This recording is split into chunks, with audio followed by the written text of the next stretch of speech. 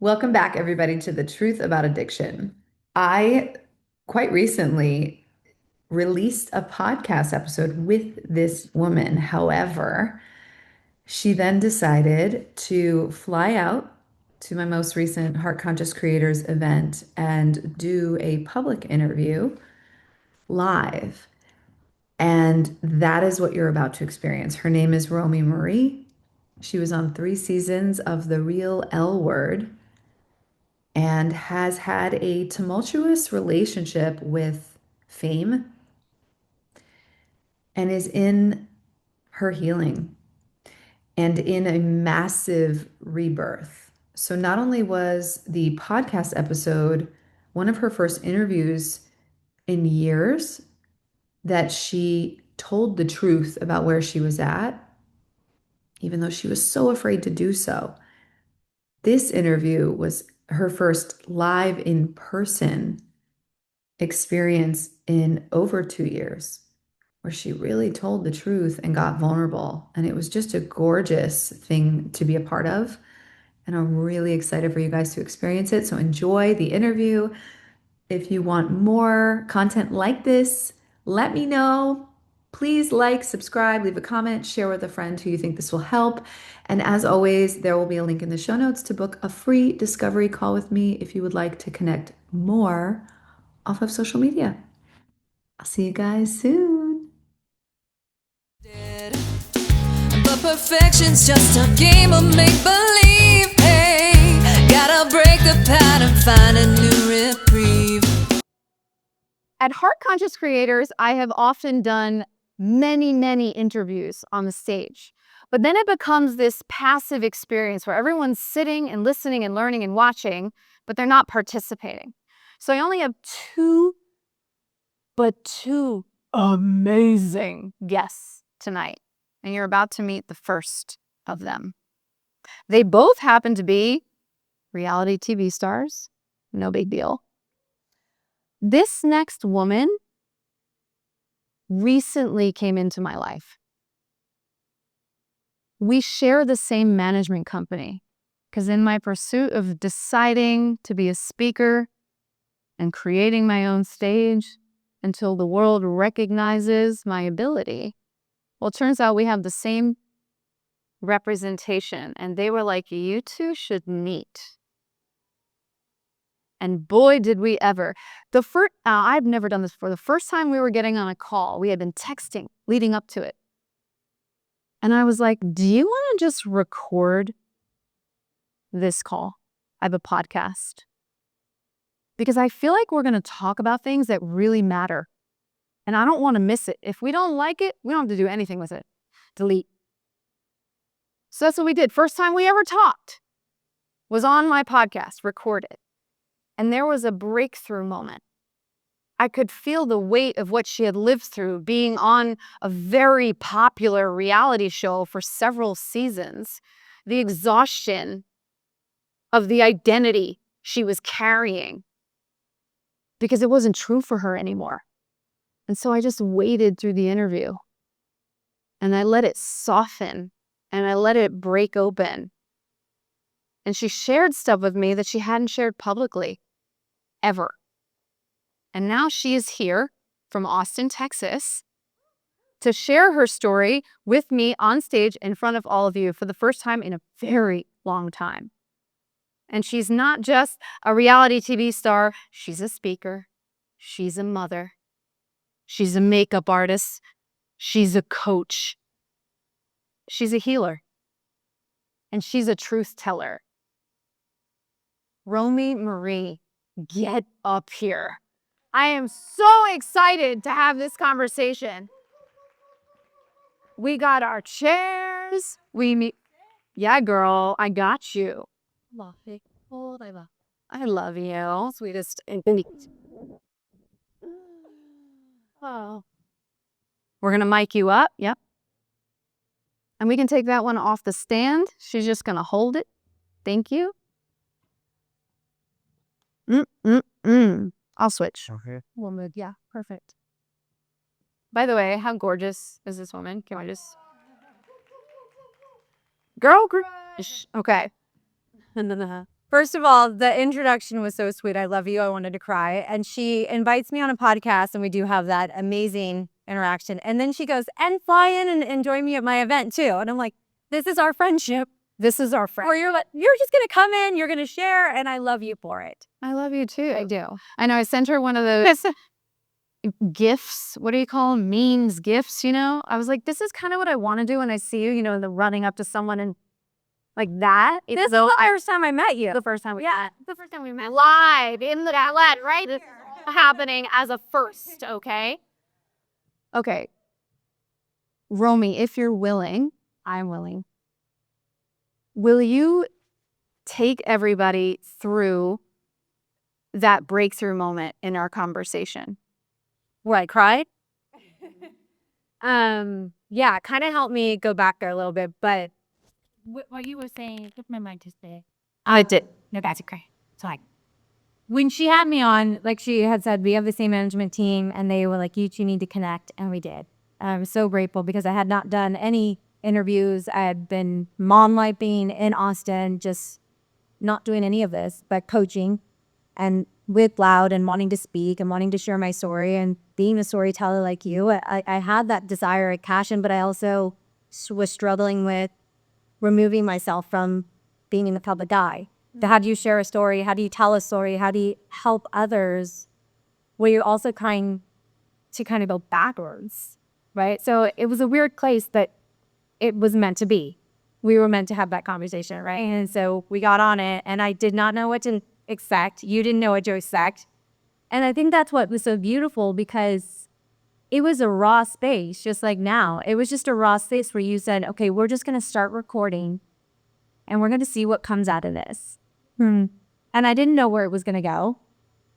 And like she said, because you are a healer and you brought so much out of me, like I'll cry, so much out of me, because we were having this conversation, and as we're having it, because that's what happens when you tell your story, and that's what happens when you hold space for somebody, you start to learn about yourself.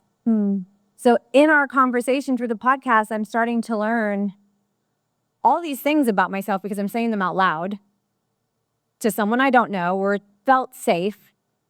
And we're in the conversation, and I'm starting to realize, you know, I was on The Real Outward, like you said. I was on Showtime's The Real Outward, and I was very much, my identity had been created around that in my early 30s. And I'm be 44 in January, so obviously this is a while ago.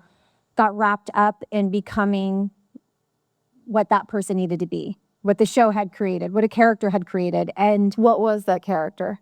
Based around my sexuality. It was all based around my sexuality and being a lesbian in Los Angeles. And that was who I had been known for. That was who people wanted. That was who I needed to show up as. When in reality, yes, that had happened. And yes, that was an identity that I took on. And we had this conversation, I was so much more than that. I was so much more than who I was with, who I was dating, that was like, that was actually a part of the unhealing work that I had not done. The alcohol abuse at that time, where I was numbing out. So much of it was such a hard time. So to be identified as that for so long, when that was not a fun part for me. It wasn't a fun journey. It wasn't a fun identity for me. In fact, it was, and I said this, I'll say it here, but I said this a few times during the show, and I got so much hate through it because I ended up exploring it with my sexuality and eventually ending up with men. And I'm recently married and with a man. And at the time had shared that a lot of this had to do with father issues. Growing up with two women, not having my father around. He died of cancer when I was young. He wasn't around when I was younger. Not having a father figure, not having positive men in my life, right? Tons of strong women like my aunt who's here and my family and all these women. And I found safety and security there. And I was so afraid to say, I'm not gay. I'm not gay. And I knew that the hate and it was just going to be awful, right? And got myself into therapy, been raising my daughter in Austin, only to find out that there's this little girl in me that just stuck. She's just stuck, and she hasn't said goodbye to her dad, right? And she's hanging on to all this pain, and she's avoiding all of this stuff. And once I just threw myself into some therapy and removed myself from allowing everybody to tell me who I was or who I was not supposed to be or what I was supposed to say or what I was not supposed to say or if I was gay enough or not gay enough or like, I don't care. This is my journey. It's my journey. It's not for you to create my journey. And just because I've publicly been in television or been out there doesn't give you the right either to decide my journey. So in our conversation, I have this free space to like finally say that to someone out loud. And I just started crying because I felt like I couldn't say that. But the reality is, and this isn't for everybody, it's that we're all on our own journey. And my journey, that was part of it, right? But there is this feminine part of me that we've talked about. And so her and I have had many conversations since that podcast. I've called her on the side of the road. You know, she became a friend immediately where I said, I'm struggling because I'm tapping into this feminine, softer side of myself. I've deleted my social media. I don't want to be an influencer. I don't care. I don't want to be known for that. I just want to find these parts of me that I have never visited. In my 40s, these parts of this girl and this woman that I don't know. And I haven't known her because I felt like I couldn't. Right? I'm a survivor. I'm strong. I'm a badass. I'm part of this community. I'm from this. Like, it takes a lot, and it did, to remove all of that and get still and get soft. And you held such a beautiful space for me. And we've become friends. And I've called you and I've been like, I want to be this softer. You know, I've married and I want to be this wife and I want to be this mom and I want to be this daughter and I want to be this woman of God and I am of faith and I am Christian. I want to be this softness without being afraid of what everyone is going to say about me. You know, and I had no problem being wild and crazy and not caring what anyone thought about me. But all of a sudden I want to just be in this peaceful space and I'm nervous. No, I don't care. Right? I don't care. So I've come to you and I've said, I'm struggling because there's still the survivor innately in me. She's in there and she wants to fight and she wants to be aggressive and she wants to be in her masculine, right? And this is who I know. And she's amazing and she's beautiful and she's wonderful, but like, she is soft and she can be sweet and she doesn't have to make all the noise. She can sit back. She can be quiet. And I have found more strength ever in the stillness than I did when I was loud and out there and in your face and trying to prove myself. And honestly, I was trying to, and we talked about this on there, and I think this was the biggest takeaway, is that I had been playing crazy since I was a little girl. So that I could get attention from my family. That was chaos and a whole nother story. And as I got older, I started to realize that you're playing a role so that people will love you or pay attention to you. When do you stop? When do you stop putting on this act, right? Whether I'm crazy or I'm gay or I'm an addict or for me, right? And I'm not saying that I wasn't all of those things, but like I heightened it because I just wanted someone to love me so bad or pay attention to me or notice me in the room. And then I realized, I'm like, Romi, you're not even half these things. Who are you?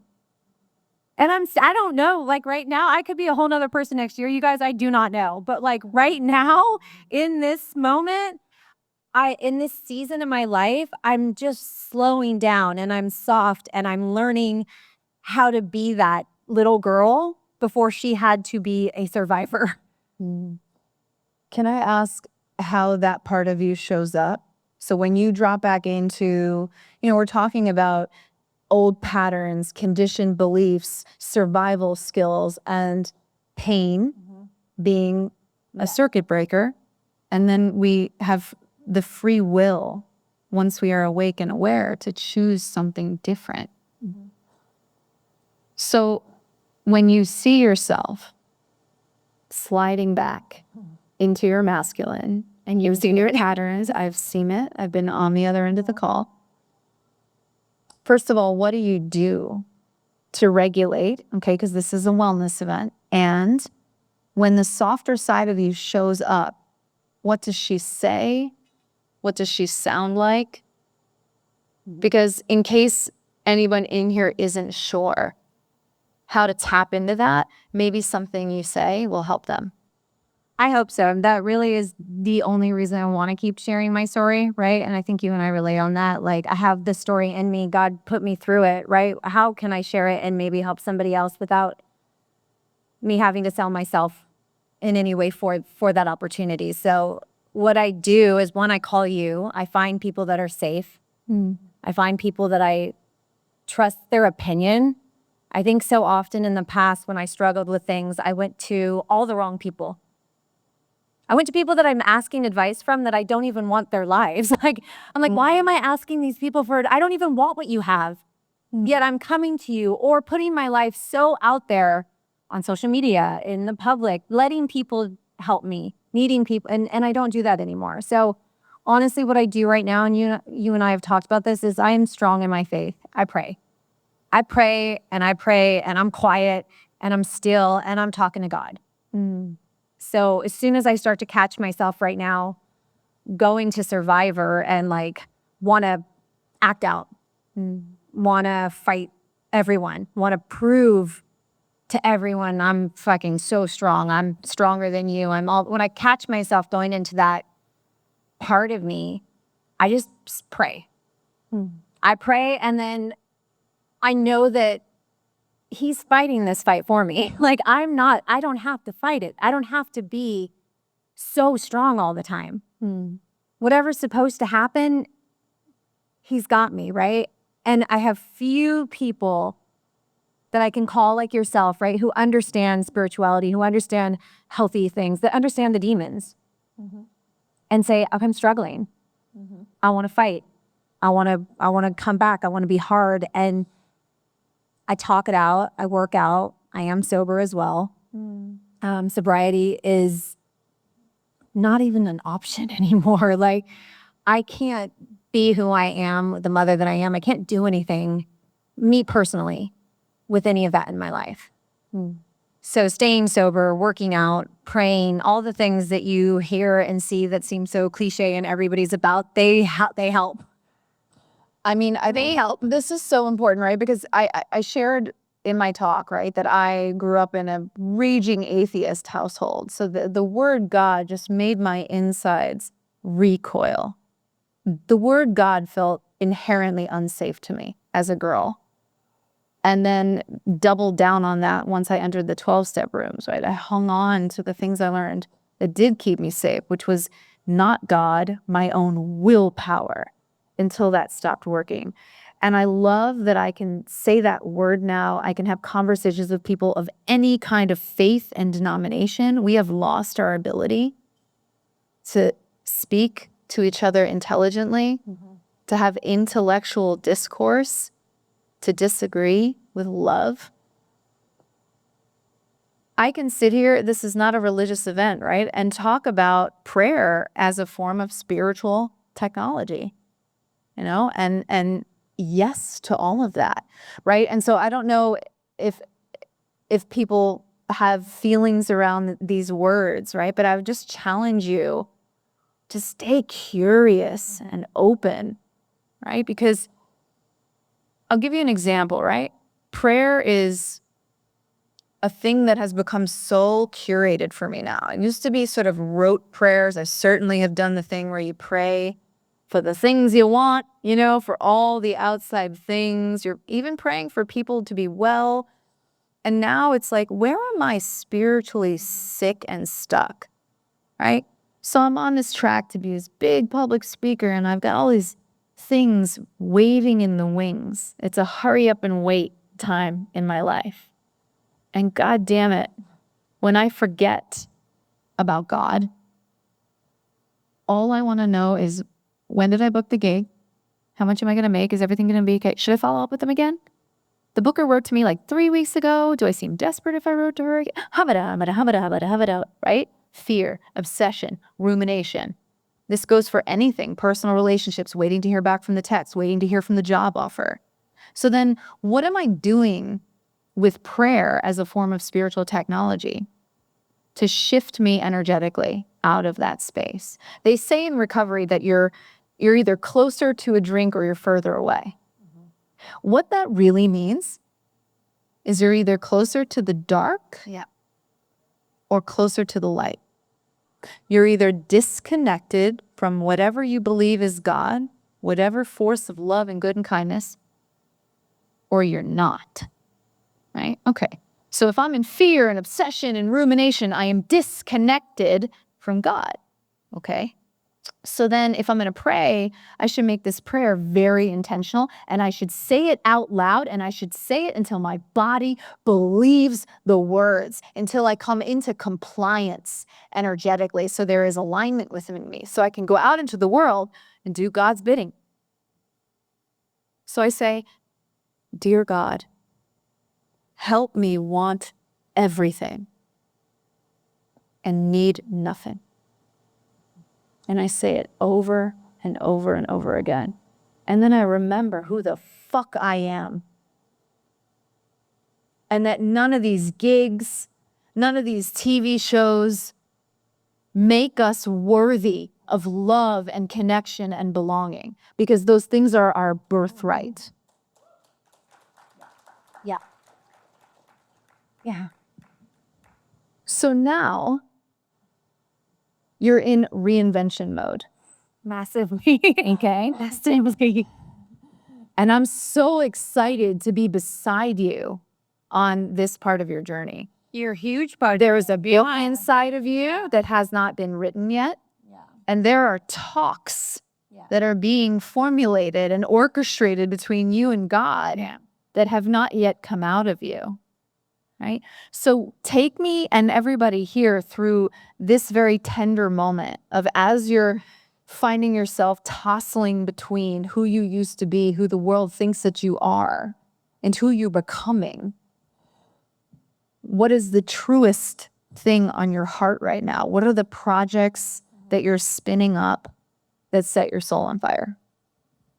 Yeah, I think it's so much of what you said when the prayer is like, I have to slow down, right? I have to remember, like, why do I want to do this? What are my reasons for this, right? And in the past, like, when's this? Am I going to get this? How many of this? Do I have the followers? Is this going to, like, you're so consumed with it that you lose track of your life and what you're supposed to be doing. So I am in a reinvention, and I do talk and speak, and I think that is my message and my power in terms of God has given me the strength to reinvent myself many times, unapologetically decide who I want to be and then step into it. And I've done it many times, and I'm doing it right now, right? But right now, it is a very vulnerable space for me, because there is a fine line of, I want to share my story. I have a book in me, right? I've written it, I've erased it. I don't know the direction I really want to go in. I don't want to be that girl from this. I don't want to be that girl from that. I don't want to be any of that. I want to share the journey of faith, of God, of what it's done for my life, of what it feels like to step into an identity that might be scary, but might be one you want to step into. I think we stop doing that. And most of us live a life where we look back and we're like, I wish I would have been this. I wish I would have done that. I wish I would have, this is even who I wanted to be. And it's like, then why didn't you do it? Right? If I want to be a woman of God and I want to pray every day right now, and I want to sit at home and bake cookies and hang out with my husband and my daughter, like, I'm going to be that. And that also doesn't make me less able to share a story or help others. And you have really been a huge part of, like, cheerleading me. And you're not done. Like, you're not done with your story. You're not done being able to help people, Romi. It's just figure out, right, like, where that goes. And so in the past, it was like I was performing. I don't want to perform. I'm done. I'm tired. I just want to have real, authentic conversations. I want to talk to my clients. I want to speak to people. And I want to say, like, figure out who you want to be, and let's figure out how you walk into that. And just like you asked me, what are the steps that you do to help you get through that? And again, I stay sober. I work out. I pray a lot. I'm okay saying no. I'm okay not taking that invite. I'm okay not being invited. Like truly okay. Like I'm okay just not being that person anymore. But the person I want to be, the person that matters is, how does God see me?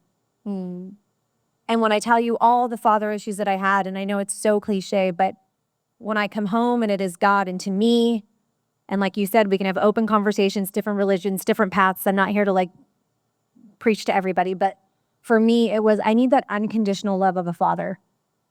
I need it. I'm seeking it. And I found that in faith. And I found that in the God that I pray to. I found that I can come home. You forgive me, you love me. Rather than seeking it from everyone around me who's not really loving me in that way, my relationship there allows me to wake up with gratitude, right? It allows me to feel forgiven. It allows me to forgive myself. I think that's a huge thing, and it's a huge reason why those of us who have come through recovery, like we don't forgive ourselves, right? So when you do, and you do it every day, and you wake up every day and you meditate or you pray, you're living in a state of gratitude. You're living in a state of like forgiveness. You're grateful. And as I'm in this season and you're here and I'm here and I'm able to share with you guys, like, you know, our team is here trying to figure out like the branding of me as well, because I put them through a whole lot of people, you guys. They don't know how to put me out there. But it is that I'm just wanting to be as authentic and slow and soft as I can be with sharing my story and having my story not be told for me anymore. That's what I'm trying to do right now. So I don't know where God is going to guide me. I don't know where I'm going to end up. I don't know who I'm going to share with, but I hope it does help someone. Oh, it will. I hope so. Give it up for Romi Marie, guys. Oh my God, I love you so much. Oh, was it thankful?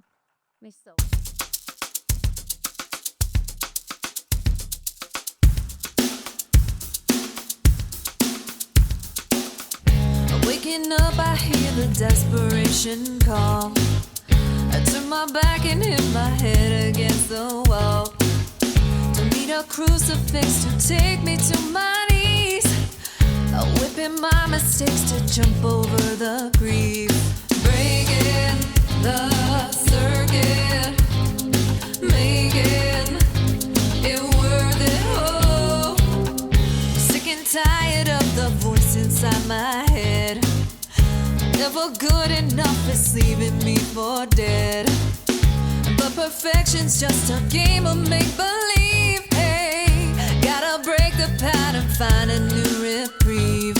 Breaking the circuit, making it worth it. Oh, I am ready to make a change. I am big, that my pain. There's a knowing deep inside. I gotta let this life. I can be brave and afraid at the same time.